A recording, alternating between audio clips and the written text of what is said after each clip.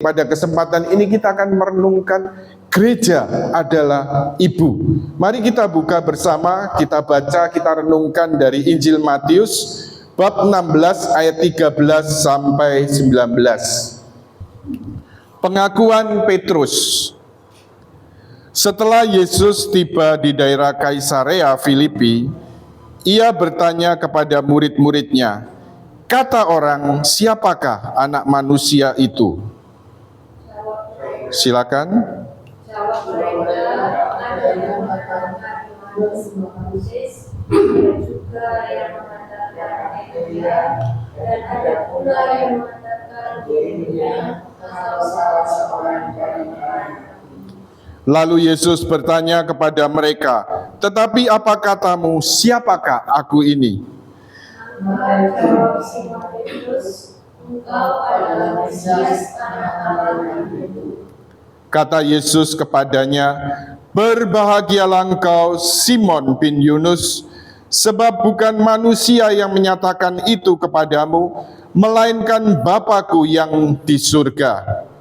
Dan aku pun berkata kepadamu, engkau adalah Petrus, dan di atas batu karang ini aku akan mendirikan jemaatku, dan Allah akan saksi. Kepadamu akan kuberikan kunci kerajaan surga. Apa yang kau ikat di dunia ini akan terikat di surga, dan apa yang kau lepaskan di dunia ini akan terlepas di surga." Demikianlah sabda Tuhan, terpujilah Kristus. Nah, mengapa kita berada dalam gereja Katolik? Satu pertanyaan, mengapa kita tetap dalam gereja Katolik? Kita dipanggil menjadi seorang Katolik, kita dibaptis dalam gereja Katolik, lalu kita juga diminta bertekun dalam gereja Katolik sampai akhir. Satu hal yang boleh kita sungguh-sungguh yakini, ketika kita bicara soal pendiri gereja, maka gereja-gereja yang terjadi selama skisma ini pasti ada pendirinya kan ya. Jadi ada tokoh yang mendirikan. Tetapi kalau kita berbicara tentang gereja Katolik, maka ketika dirujuk, ya mulai Paus Fransiskus sekarang naik terus sampai ke atas, kemudian dengan Rasul Petrus sebagai Paus pertama, maka pendirinya adalah Tuhan Yesus sendiri. Di atas batu karang ini akan kudirikan gerejaku. Ya. Jadi gereja Kristus ada dalam gereja Katolik, diungkapkan dalam Lumen Gentium artikel ke-8. Dan kemudian kalau kita lihat Matius bab 16 ayat 18-19 tadi, "Dan aku pun berkata kepadamu, engkau adalah Petrus, dan di atas batu karang ini akan kudirikan jemaatku, dan alam maut tidak akan menguasainya. Kepadamu akan kuberikan kunci kerajaan surga. Apa yang kau ikat di dunia ini akan terikat di surga, dan apa yang kau lepaskan di dunia ini akan terlepas di surga." Jadi kalau kita mau renungkan suatu panggilan, suatu pilihan Tuhan yang dibangun bukan karena hebatnya Petrus, bukan karena kesempurnaan Petrus, tetapi Santo Petrus dalam segala kelemahan dan kerapuannya telah dipilih oleh Yesus. Di atas batu karang ini akan kudirikan gerejaku. Dan kemudian rupanya setelah Santo Petrus kemudian ya menjabat sebagai Paus pertama, lalu kemudian rupanya ini terus berjalan ya. Akhirnya kemudian memilih penggantinya. Dan itu terjadi terus-menerus sampai saat ini. Dan dikatakan dalam Lumen Gentium artikel ke-8, yaitu saya kutip dalam Katekismus Gereja Katolik 816, "Itulah satu-satunya gereja Kristus. Sesudah kebangkitannya, penebus kita menyerahkan gereja kepada Petrus untuk digembalakan. Ia mempercayakan kepada Petrus dan para rasul lain untuk diperluaskan dan dibimbing. Gereja itu yang di dunia ini disusun dan diatur sebagai serikat, berada dalam gereja Katolik yang dipimpin oleh pengganti Petrus dan para uskup dalam persekutuan dengannya. Ini kehendak Tuhan bagi kita ya. Inilah gereja yang didirikan oleh Yesus dan kemudian berlangsung sampai saat ini dan janji Tuhan sampai pada akhir zaman. Jadi dalam hal ini pertama-tama kita sebagai umat Allah, sebagai warga gereja Katolik, karena sakramen baptis yang kita terima, satu hal yang perlu juga kita sadari, bersyukur. Bersyukur. Ya, bersyukur dan bersyukur atas iman Katolik yang Tuhan berikan. Dan satu hal kita juga, saya rasa banyak tawaran ya. Namanya kita hidup juga di tengah dunia, juga di tengah segala macam kepercayaan dan agama. Kalau Eropa zaman dulu memang semuanya Katolik begitu kan, sampai terjadi skisma perpecahan, kemudian mulai gereja tubuh Kristus ini terpecah-pecah. Tetapi di tengah dunia yang sangat sekuler ini, begitu banyaknya juga tawaran-tawaran. Saya ingat ya, selama itu beberapa tahun yang lalu, cukup lama ya, tapi saya pernah digoda hebat soal iman ini dalam jangka waktu yang cukup lama. Jadi dalam hal itu dengan satu latar belakang, ya saya ada kenalan yang datang ke rumah waktu itu, yang suami asalnya Katolik, yang memang yang perempuan dari gereja lain ya. Dia akhirnya sharing-sharing. Jadi dia dulu zaman kuliah sama ya, aktif juga di PD, aktif juga di sel begitu ya.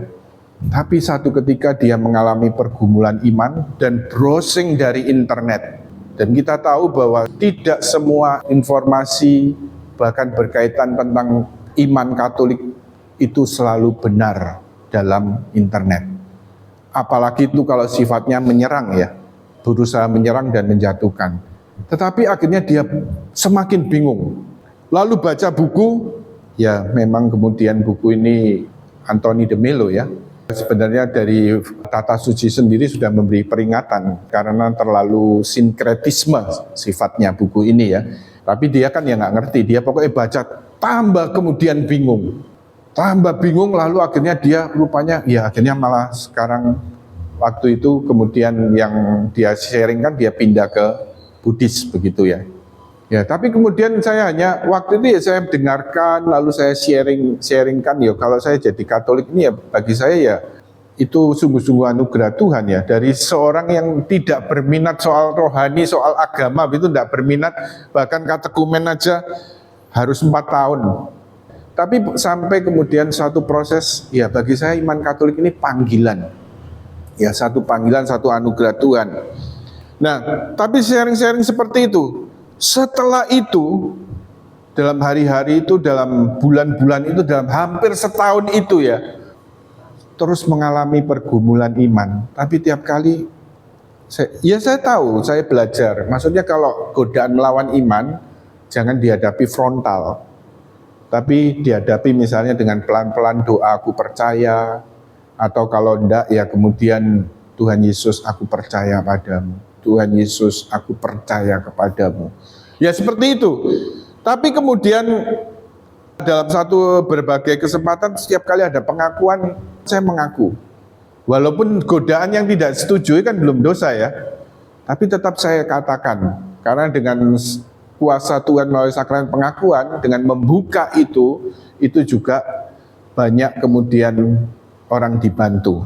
Sampai ada Romo yang kemudian waktu itu mengatakan, ya coba kamu lihat seperti film ya. Kan kadang-kadang film utama yang kita tonton tapi muncul iklan.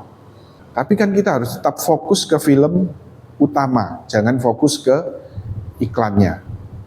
Ya rupanya ini sedikit membantu.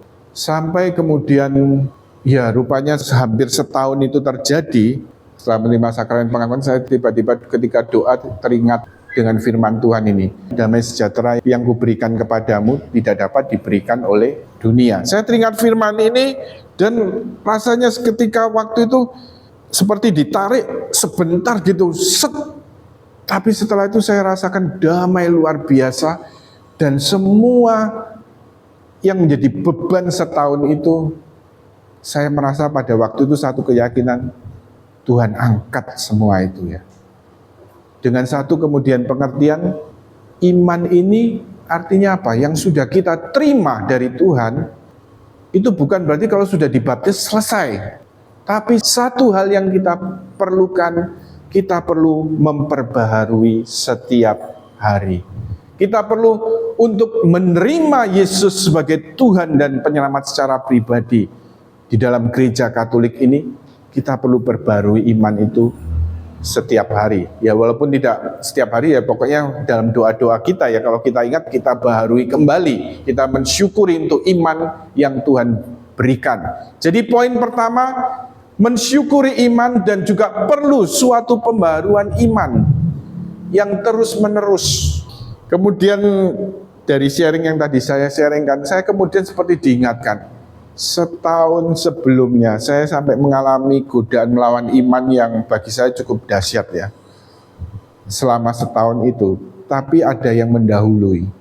Setahun sebelumnya, saat pengumuman bahwa gereja akan memasuki tahun iman, jadi itu sebelum Advent ya, jadi kan Advent kan mulai tahun baru, oh ya kemudian diumumkan gereja akan memasuki tahun iman. Secara spontan, ya saya bersemangat, secara spontan saya minta, Tuhan ini kalau gereja menetapkan sebagai tahun iman, berarti ini juga ada suatu rahmat khusus yang mau dicurahkan Tuhan. Tuhan, berikan saya iman yang baru, baharui iman saya. Saya doa spontan seperti itu ya, dan memang dikabulkan. Tetapi dikabulkan Tuhan itu ada arti apa? Lewat setahun itu suatu proses. Lalu kemudian yang kita lihat berikutnya, gereja Katolik adalah ibu. Penuhi kami ya Tuhan dengan Roh Kudus. Penuhi kami ya Tuhan. Haleluya.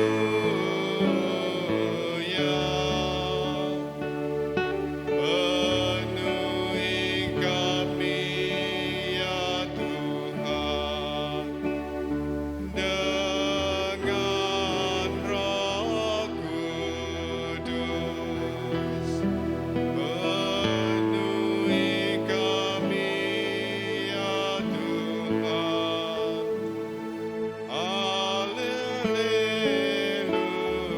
Haleluya.